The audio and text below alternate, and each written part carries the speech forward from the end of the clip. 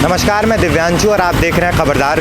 फिलहाल हम बपरोला के शिव मंदिर के पास मौजूद हैं। आप कैमरे में पीछे देख सकते हैं जल विभाग का काम चल रहा है। देख सकते हैं वहाँ पर काम चल रहा है, पीछे भी कुछ काम चल रहा है और शिव मंदिर के पास ये जो काम चल रहा है उसका खामियाजा आसपास के लोगों को भुगतना पड़ रहा है। आप देख सकते हैं बगल में एक मकान है, इतनी स्थिति बुरी हो गई है उस जलकल के कारण कि घर में पूरा दरार आ गया। स्थिति ये आ गई है कि घर बड़े बड़े दरार आ गए हैं, घर खाली करने की नौबत आ गई है। तो घर के जो यहाँ के निवासी उनसे बातचीत करते हैं क्या क्या समस्याएं आ गई हैं। आपका ही घर है सर? हाँ जी, मेरा नाम धर्मपाल है, मैं गांव बपरोला निवासी हूँ।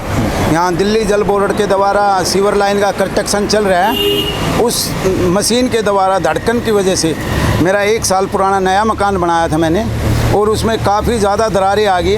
वो किसी भी समय ज़मीन ध्वस्त हो सकता है। उसको हमने फ़िलहाल खाली कर दिया है और हमने प्रोजेक्ट इंजीनियर को कई बार मौका दिखाया, पर वो हमारे साथ बदतमीज़ी कर रहा है, ना कोई बात करने को तैयार है। मैंने 100 नंबर पे कॉल की, उसकी कॉपी मैं दिखा रहा हूँ। 100 नंबर पे कॉल किया तो कुछ आया? पुलिस वाले आए थे, वो काम को रुकवा गए। उसकी ये कॉपी है 100 नंबर की। अच्छा, काम रुका हुआ है? हाँ जी। उसके बाद मैंने थाने में लिखित कॉपी दी, उसकी ये कॉपी है। कोई लीगल कार्रवाई नहीं हो रही आगे। ये एसडीएम साहब को नांगलोई दी हुई है मैंने कॉपी, वहाँ से भी अभी कोई लीगल कार्रवाई नहीं हुई। दिल्ली जल बोर्ड को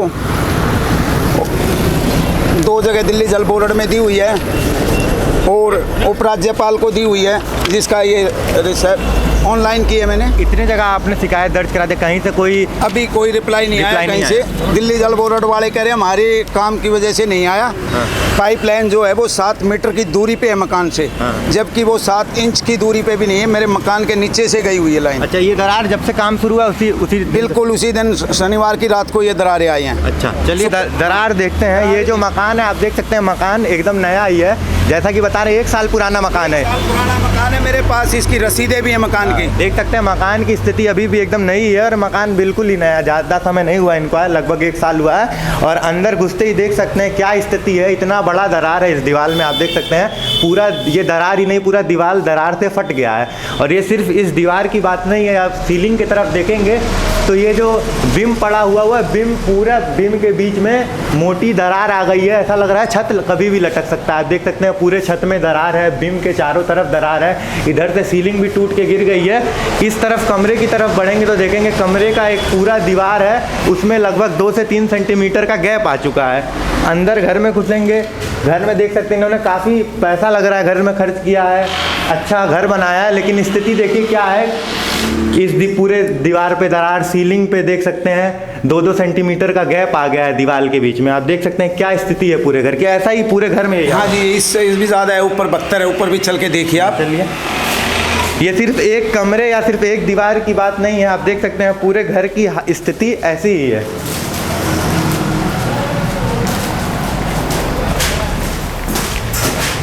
अब हम दूसरे फ्लोर की तरफ जा रहे हैं, आप देख सकते हैं क्या स्थिति है इस घर की।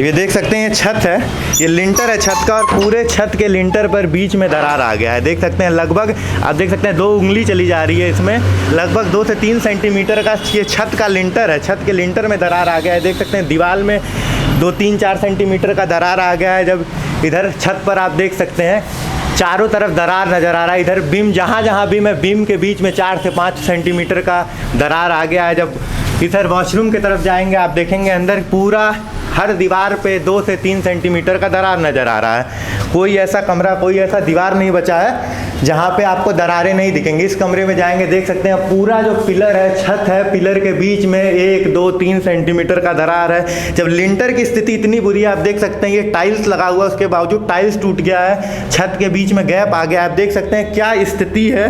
नजफगढ़ की दिल्ली जल बोर्ड का जो खामियाजा है इनको भुगतना पड़ रहा है। इससे ऊपर भी दरार है। ये सिर्फ ग्राउंड फ्लोर, फर्स्ट फ्लोर की बात नहीं है, हर फ्लोर, हर कमरे में आप देख सकते हैं दरार है।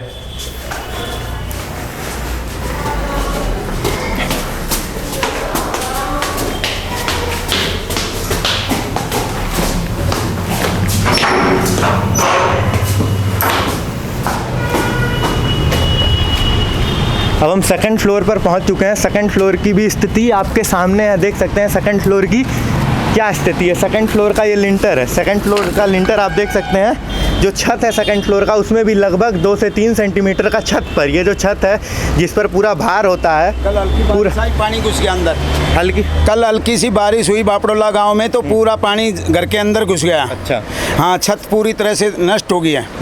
और जो जल बोर्ड का ठेकेदार है वो वर्क ऑर्डर की ना तो कॉपी दिखा रहा है, ना कोई वर्क ऑर्डर के हिसाब से काम कर रहा है। अच्छा। गैर कानूनी तरीके से सारा काम चला हुआ है। काम फिलहाल बंद है, ये सारे काम अभी फिलहाल काम बंद है, पुलिस ने काम बंद करवाया हुआ है। अच्छा।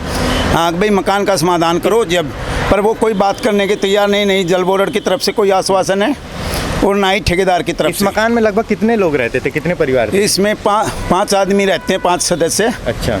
बड़ा भाई रहता है मेरा, उसकी फैमिली रहती है, 5 सदस्य रहते हैं। अच्छा, तो अभी कहाँ पे, अभी पूरा मकान खाली जैसा दिख रहा है, तो कहाँ पे गए थे? जो आगे का मकान जो डैमेज हुआ है वो हमने खाली कर दिया। जो इसमें पिछला पोटेशन है उसमें शिफ्ट हुए हैं। अच्छा। कई मकान तो है नहीं, गरीब लोग हैं। एक ही ये मकान था भाई के पास और बेरोजगार है भाई, पर जल बोर्ड या ठेकेदार कंपनी, कंस्ट्रक्शन कंपनी कोई सुनवाई करने के लिए तैयार नहीं है। आप बता रहे हैं 1 साल पहले ये मकान बना है जी। ग्राउंड फ्लोर है, फर्स्ट फ्लोर है, लगभग इसमें अच्छा खासा खर्चा आया होगा। मकान तो एक ऐसा चीज़ होती है, लोगों का सपना होता है, पूरे खून पसीने की कमाई लगा देते हैं लोग मकान पे। मैंने अपनी दादा लाई ज़मीन बेच के ये मकान बनाया था। इसमें 40 से 45 लाख रुपया लगा हुआ है, जो कि बिल्कुल ज़मीन ध्वस्त होने की कगार पे है। मैंने अभी बोर्ड बनवा दिया है, बोर्ड लगा दूंगा, इसके 15 फुट की दूरी में रहे। ये ज़मीन कभी भी गिर सकता, कोई किसी का जान माल का तो नुकसान हो ही गया, किसी की जान का नुकसान ना होए। और मैंने हर जगह एप्लीकेशन दे दिया, अगर जो इस पर लीगल कार्रवाई बनती है वो करें। कोई आश्वासन किसी की तरफ से, दिल्ली पुलिस की तरफ से या जो एलजी हैं, गवर्नर हैं, उनके तरफ से या फिर जल बोर्ड की तरफ से कोई आश्वासन आया? कोई आश्वासन नहीं, अभी कहीं से नहीं मिला मुझे। मैं निराशजनक हूँ। मैं अब कोर्ट का ही सहारा लेने का एक ऑप्शन बचता है। मैंने जल बोर्ड विजिलेंस में उपराज्यपाल को, अरविंद केजरीवाल जी को, मुख्यमंत्री जो दिल्ली सरकार के हैं, और एसडीएम को, थाने को, जल बोर्ड को, हर जगह मैंने कॉल रिसीविंग ले रखी है, लिखित में शिकायत दी है, पर कोई सुनवाई नहीं हो रही मेरी अभी तक। कोई सुनवाई नहीं, कोई सुनवाई नहीं हो रही। आप देख सकते हैं छत से जल बोर्ड का जो काम है आपको वहाँ नजर आ रहा होगा, वो भी जल बोर्ड का ही काम चल रहा है। 25 फुट की गहराई पे ये सीवर जा रहा है। अच्छा। और उसकी मशीन जो नीचे से जा रही है, जमीन के अंदर से जा रही है, उसका वजन कम से कम लगभग उन्होंने बताया 10 टन का वजन है। उसकी वाइब्रेट से मकान खाली हुआ है। रात को जब बच्चे सो रहे थे, मकान में इतनी वाइब्रेट हुई है, रात को ही खाली करके भागे बच्चे मकान को। पूरा मकान जब काम शुरू हुआ था तो हिलने लगा? हाँ, हिलने लगा। शनिवार की बात है? हाँ, ये शुक्रवार की रात की, शुक्रवार की रात की बात है। अच्छा। तो उस टाइम मकान को खाली करके बच्चे भागे हैं, पूरे ऐसा हो गया जैसे कि भूकंप आ गया। अच्छा, तो ये काम शुरू करने से पहले दिल्ली जल बोर्ड ने कोई आश्वासन नहीं दिया कि काम हो रहा है, आप सावधानी बरतिए, ऐसा कुछ हो सकता है? जल बोर्ड ने या किसी इंजीनियर ने, किसी ठेकेदार ने कोई गाइडलाइंस नहीं दी, आप भाई हमारा काम यहाँ से जाएगा या इतनी मीटर की दूरी पे या इतने फुट की दूरी पे जाएगा, आप सावधानी बरते नहीं। कोई किसी भी तरह का पालन नहीं कर रहे। वो वाइब्रेशन शुरू हुआ तो उन्होंने अपना काम बंद किया होती है? वाइब्रेशन नहीं, वाइब्रेशन के बाद भी चलता रहा काम। वो तो कहा नहीं कि घर में दरार आ रही है, घर वाइब्रेट कर रहा है? मैंने प्रोजेक्ट इंजीनियर को बुलाया, बोले ये इसमें कुछ नहीं है, एक तसला मसाला लगेगा, हो जाएगा ठीक, काम चलेगा। फिर मैंने पुलिस को फ़ोन किया, पुलिस आई, पुलिस ने काम रखवा रखे। अच्छा।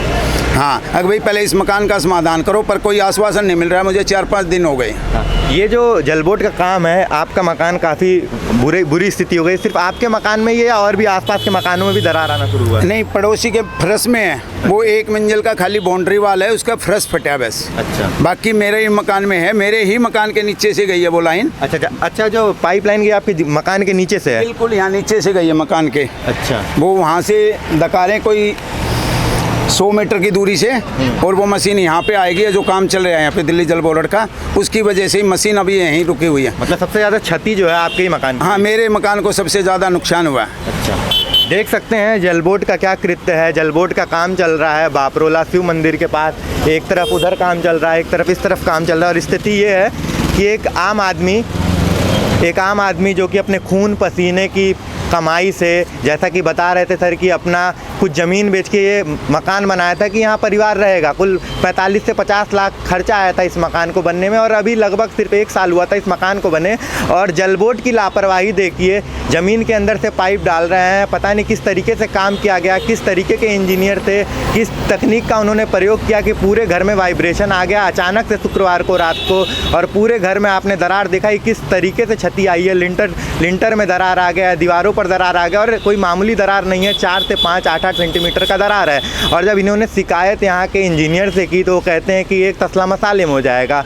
इस जल बोर्ड की लापरवाही, इतनी बड़ी लापरवाही और दिल्ली सरकार की लापरवाही आपके सामने है। और इन्होंने सिर्फ ना तो जल बोर्ड से, यहाँ के एलजी से, यहाँ के मुख्यमंत्री अरविंद केजरीवाल के साथ साथ यहाँ के थाने में भी शिकायत की, लेकिन अभी तक कोई रिस्पांस नहीं हुआ, कोई भी आश्वासन नहीं मिला, और इनको मजबूरन घर खाली करना पड़ रहा है। जैसा कि ये बता रहे हैं कि बहुत आमदनी नहीं है, परिवार बेरोजगार है, ज़मीन बेचकर घर बना था, लेकिन सरकार कोई सुनवाई नहीं कर रही है।